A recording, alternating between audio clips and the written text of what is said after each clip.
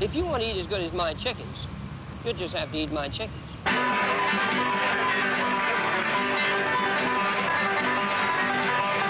I don't use toilet paper. Meet Jimmy Carter.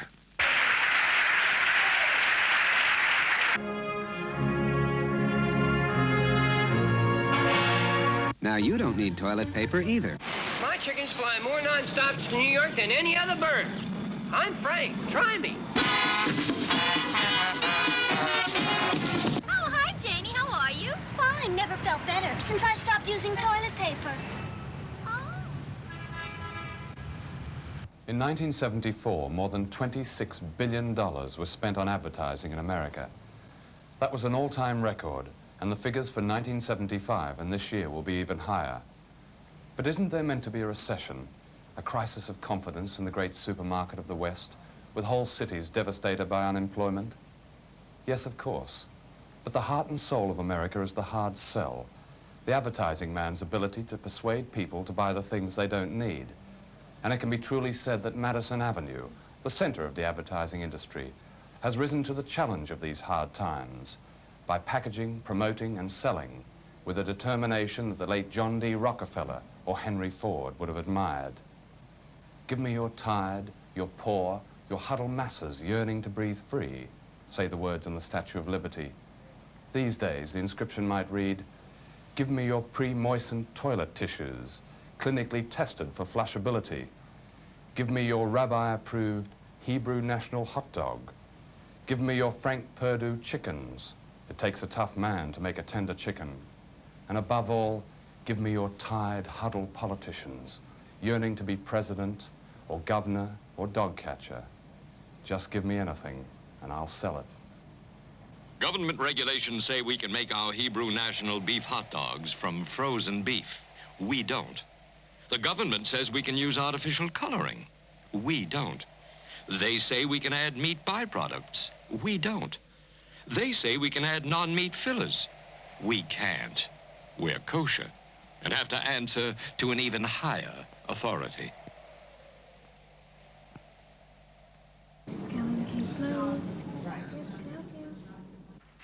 There were some skeptics on Madison Avenue who said that the American public would never swallow a Hebrew national hot dog.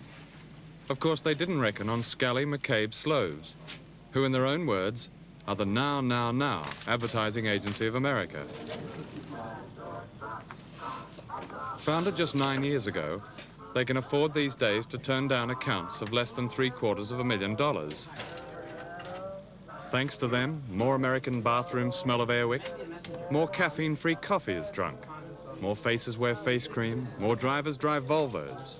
And even Colonel Sanders is beginning to worry about Frank Perdue, that tough guy with the tender chickens. I don't care. Do you understand what I'm saying? Yeah, I understand that. It's up to me to make the ad right. I don't care where the changes come from. But now Scally McCabe Sloves face their greatest challenge. Can they change America's oldest habit? Can they enter the last forbidden area and return triumphant? Can they sell the ultimate in the unnecessary? Can they sell freshen? Well, I'm nixing them now. But they were already... Better late than never, kiddo.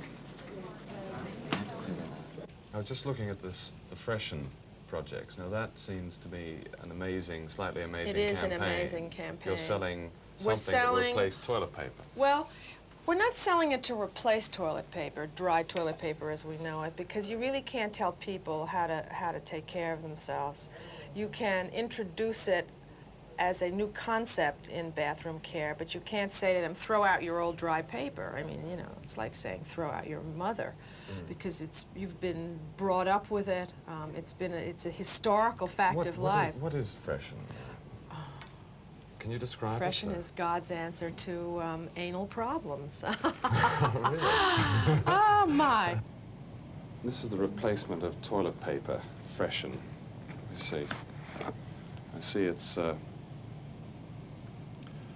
it cleans better, it's flushable, and it's biodegradable. How does it... Stu, could you show me how it actually works? Sure. Comes in a dispenser. Mm-hmm. And inside, you've got, let's works better than this. You've got your refill tissues, Yeah. which are, as it says, pre-moistened. The premise of the product is to wet cleans better than dry in its most simple terms. So what you're saying is that all these years, people who've been using dry toilet paper have really not been getting full satisfaction from the product. This is very exciting. I mean, what you're doing is you're changing a great American habit, and that's toilet paper, to something that's completely different. It's like taking wheels off cars, you know. So, I mean, We sort of like say it's like putting wheels on. oh, wheels on cars. I'm sorry, of course. We developed some marvelous commercials. Actually, Ed McCabe and Sam Scally did them. They were just fantastic. They were vignettes of people in unexpected situations. For example, They don't use toilet paper. My daddy doesn't use toilet paper, and neither do I. Now you don't need toilet paper either. Introducing Freshen, the new pre-moistened toilet tissue that gets you cleaner than ordinary toilet tissue can. Freshen isn't dry, it's lightly moistened to get you cleaner. And the cleaner you are, the better you feel. I've never played better since I stopped using toilet paper. So, is it necessary? If to be clean is necessary, this product is necessary to be clean. And that's what we're out to convince people of. And cleanliness has always been an issue in this country. We are sometimes thought of being a little bit hyped on all the cleaning products we have. Clean freaks. Clean freaks, yes. And you would think that this would be an automatic shoo-in based on that, but we still have to jump over these psychological hurdles of repression of the anal area, which are here and I suppose everywhere in the world, but very deeply ingrained here. Would you say this was the last forbidden area of advertising? Yeah, somebody said every other orifice of the body has been made public except this one. And now we're working on this one. we have a woman in her bathroom.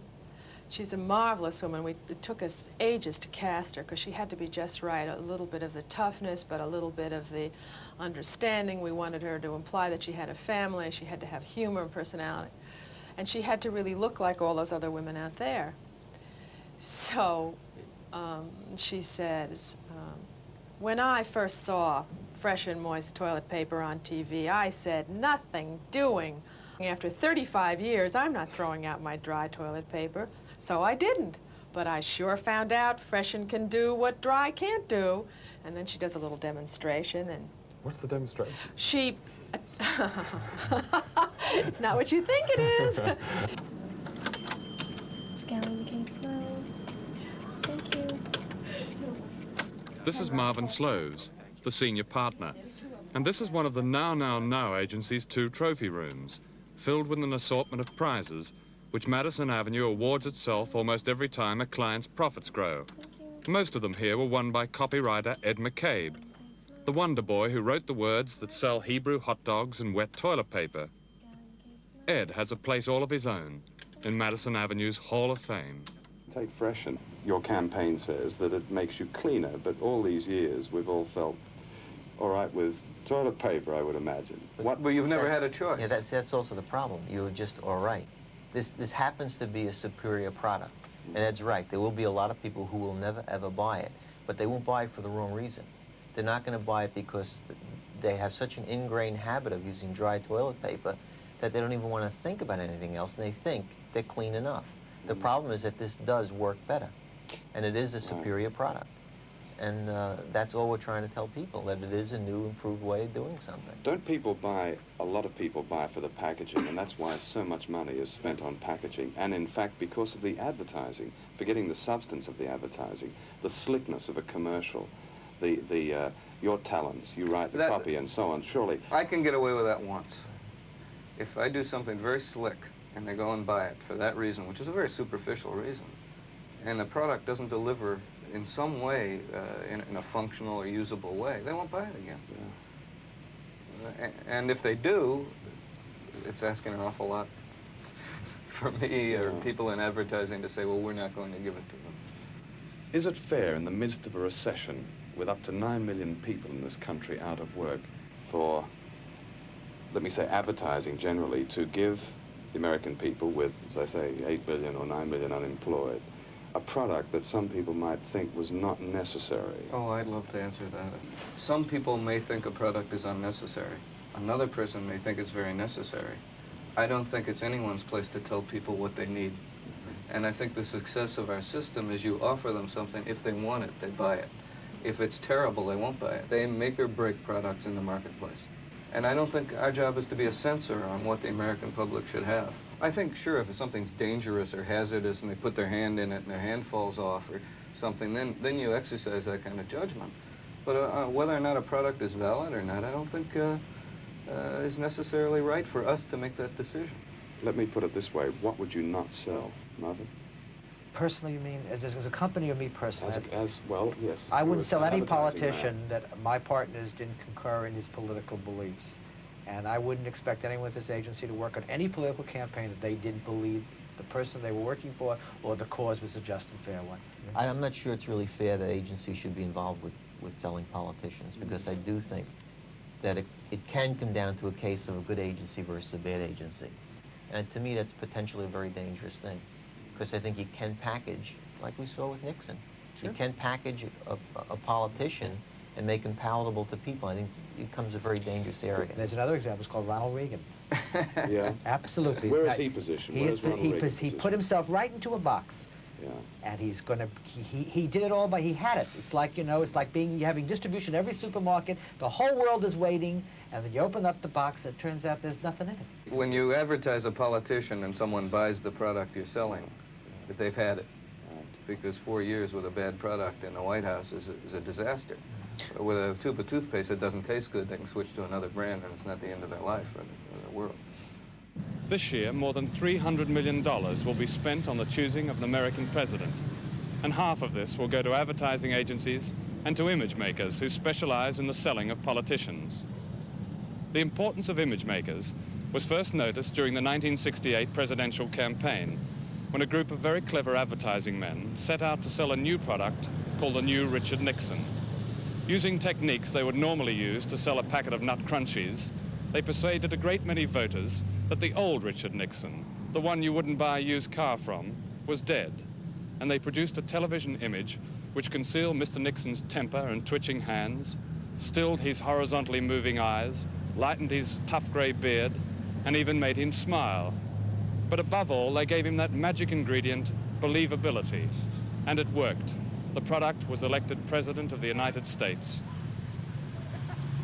After Watergate, one of Mr. Nixon's image makers had an attack of remorse and honesty. He said, if a politician is given the right image at the right time, he can look out from that TV screen and say nothing, and the schmucks will believe him. Jim Sprouse is not a Nixon, just a hard-working, hand-shaking local politician with no charisma who wants to be governor of West Virginia. Yes, Jim Sprouse. But Jim Sprouse has a problem. In the language of Madison Avenue, he is a product that doesn't have dramatizable newness. Or rather, he lacks that magic ingredient, believability. As a campaign gets closer into the election date, you have less and less news coverage because there's so many candidates competing for it. And the news people have a tendency to give you a pretty short shrift. How are you all this morning? Jim Sprouse. Good to see you. Hi. Joe, how are you this morning, buddy? Right. Hey, how you doing? Hey, hello, Joe. Hello, Bobby. Hey, how you doing? You haven't got a hand to shake. Good to see you. It's frustrating to have to sell like you sell soap or other commercial products, you know, and you obviously can't get any in-depth programs in 30-second, 60-second spots. Well, Sprouse was the only honest man in that whole administration. Yeah. Once you watch this section, too, this is just really roughly put together. No one can deny that within my... So Jim Sprouse needs an image maker, and he has hired one of the best and most expensive in the business, Charles Guggenheim, who helped to change Bobby Kennedy's image from that of a ruthless opportunist to an all-American hero. From literally miles of film, Guggenheim's staff will carve a new, improved Jim Sprouse. Just how important is advertising in winning political campaigns? The political process is an advocacy thing. Just in court, I think you place your best positions forward and you often put aside those things that you do not think will be most helpful to your case. And there's no disguising the fact that the political process is an advocacy process. Is it more difficult to work with a hero like Bobby Kennedy, as you did, or with someone like Jim Sprouse? I think it depends more on the personality than how well known they are. All you had to do is be with Robert Kennedy, as you have, and see him with people. You knew that he had a tremendous quality for self-effacement, great sense of humor. All you had to do is talk to the people who were close to his life, people who, to see him the way he was with children. Now, to capture that on film, not to make it, not to create that quality in him, it existed in him, but to bring it to people's attention was our job. Doesn't it mean that in the end you can distill it all down to where the politician in that 30 seconds says nothing, so no one knows anything? I think they're terribly unfair things in the American political process, of which political advertising plays a very important part. I've often said that I think the political process in our country is run more by the advertising agencies than it is by any other group. Now that seems strange to Americans, as well as to people abroad, but the truth of the matter is that American people see more of their candidates and learn more about them and the issues in the 30 and 60-second commercials than they do in any other way. After I listen to everything the other Democrats have to say, I keep coming back to Jackson. I pay attention to what other Democrats say about crime and criminals, but I keep coming back to Jackson. They've all got something to say on unemployment, inflation, and of course busing. But I keep coming back to Jackson. Let's have a president who knows something. Elect Senator Scoop Jackson while there's still time to save the 70s. Well, if he's going to save the 70s, Scoop Jackson will have to wait till the 80s. Jackson spent a fortune on TV commercials but got nowhere. His image makers got so desperate that they made sure the candidate was seen only in still pictures and that his voice was never heard. Jackson was simply so boring that no image maker could rescue him from his long march back into well-deserved obscurity. One of those who was paid to save him, New York agency man Harold Pearson, explains. But there must have been something wrong with this product. I mean, the product, Senator Jackson. When you started out on the campaign, what was that? He wasn't perfect because, in a sense, by virtue of being such a workhorse, he spent all of his time as a legislator and none of his time as a person. And we found that very few people knew about him as a person. Black-eyed peas, where are they? Everyone knew about him in terms of the things, his achievements and his experience. But it was a job we had to do to try to get people to know him more as a man, and not less as a function of his experience, but also as a man. He doesn't smile like Jimmy Carter. Is that a problem? No, I think that's going to turn out to be a great asset.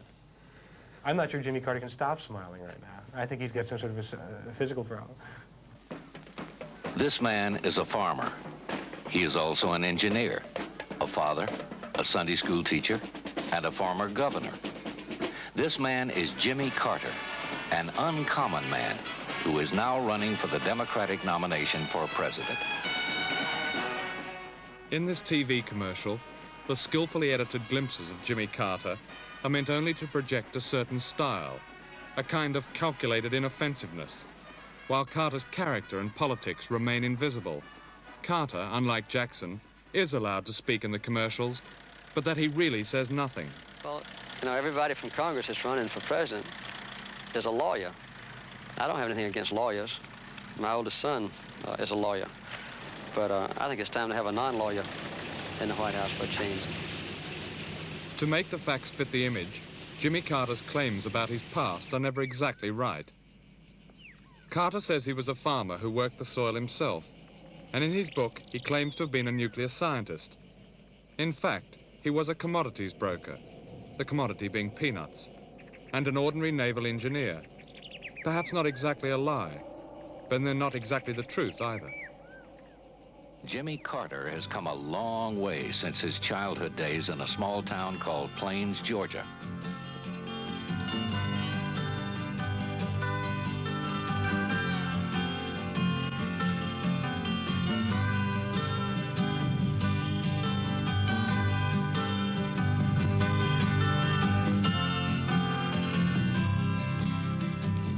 There are a lot of things that I would not do to be elected. And I'd like you to listen closely because I mean it. I'll never tell a lie. I'll never make a misleading statement. I'll never betray the confidence that any of you has in me.